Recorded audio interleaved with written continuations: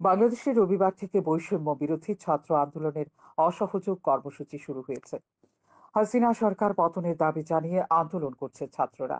এই কর্মসূচিতে এখন পর্যন্ত বাংলাদেশের ফেনীতে ৫ জন, সিরাজগঞ্জে ৪ জন, মুন্সিগঞ্জে ৩ জন, বগুড়ায় ৩ জন, মাগুরায় ৩ জন, ভোলায় ৩ জন, রংপুরে ৩ জন, পাবনায় ২ জন, সিলেটে ২ জন, কুমিল্লায় ১, জয়পুরহাটে ১ জন ও বরিশালে ১ জন সহ ৩২ জন নিহত হয়েছেন।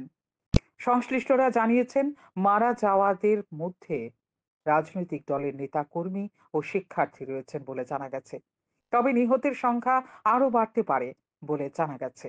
রাজধানী ঢাকার উত্তরায় রবিবার দুপুর ১২টার দিকে আওয়ামী লীগের নেতা কর্মীদের সঙ্গে বিক্ষোভকারীদের সংঘর্ষ হয়েছে।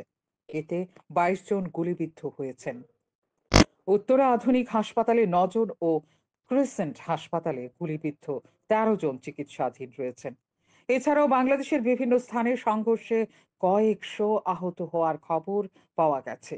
সন্ধ্যা ৬টা থেকে পরবর্তী নির্দেশ না দেওয়া পর্যন্ত ঢাকা সহ সব বিভাগীয় সদর, সিটি কর্পোরেশন, পুরসভা, শিল্পাঞ্চল, জেলা সদর ও উপজেলা সদরে কারফিউ বলবৎ করা হয়েছে।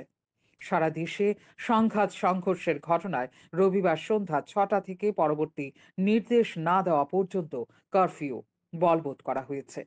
এই সিদ্ধান্ত ঢাকা সহ সব বিভাগীয় সদর, সিটি কর্পোরেশন, পুরসভা, শিল্পাঞ্চল, জেলা ও উপজেলা সদরের জন্য কার্যকর হবে। রবিবার স্বরাষ্ট্র মন্ত্রণালয়ের জ্যেষ্ঠ জনসংযোগ মোহাম্মদ শরীফ মাহমুদ এই তথ্য জানিয়েছেন। শিক্ষার্থীদের অসহযোগ আন্দোলনের প্রথম দিনে বিক্ষোভ ও সহিংসতা ছড়িয়ে পড়ায় বাংলাদেশে মোবাইল ইন্টারনেট বন্ধের নির্দেশ দিয়েছে সরকার। মোবাইল ইন্টারনেট বন্ধের নির্দেশের ফলে কোথাও কোথাও সামাজিক যোগাযোগ মাধ্যম ফেসবুক, মেসেঞ্জার, হোয়াটসঅ্যাপ ও ইউটিউব কোনো কিছুই ব্যবহার করা যাবে না। আমাদের ভাইদের প্রাণ গেছে, তারপরে সেটা মেনে নিছে। ভাই তোমার কথা তুমি ফেরত নাও, আমার ভাইয়ের জীবনগুলো ফেরত দাও। পারবে সরকার দিতে?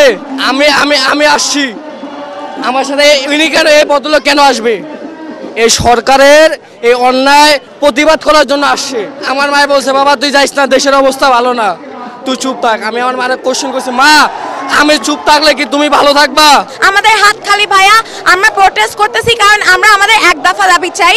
আমরা চাই আমাদের শিক্ষার্থীরা আমরা একসাথে একজোট হয়ে আমরা জিতি। আমরা একটা স্বাধীন বাংলাদেশ চাই, যেটা হচ্ছে না, যেটা মানা হচ্ছে না, আর আমাদেরকে আটকানো হচ্ছে এসব ভয় দেখানো হয়ে। আমি বলবো এ ভয় আপনারা কেউ পাবেন না, সবাই এগিয়ে আসেন। আজকে সবাই রাস্তায় নামতে হবে। এই যে সন্তানদেরকে, ওয়াইফকে নিয়ে বের হয়েছি, ওদেরকে বলেছি যদি তোমার বাবা শহীদ হয়ে যায় কখনো কারো কাছে কোনো দুঃখ প্রকাশ করবে না।